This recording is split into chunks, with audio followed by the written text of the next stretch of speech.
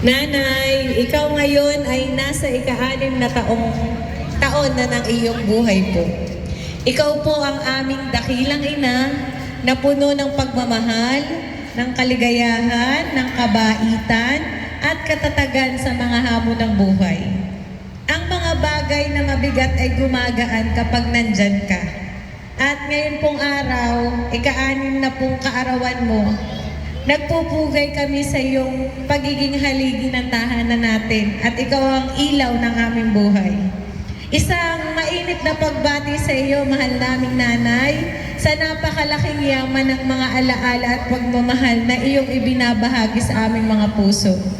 Maraming salamat po sa pagiging inspirasyon sa aming lahat, sa pagiging isang mabuting kapatid sa iyong mga kapatid, isang mabait na anak para kina lolo at saka kay lola, isang napakabait na asawa para sa aming mahal na tatay na ngayon ay kapiling na ni Lord, at higit sa lahat sa pagiging responsableng ina sa aming 4 na magkakapatid, pati na rin ang pagiging maalagang lola sa aking mga anak.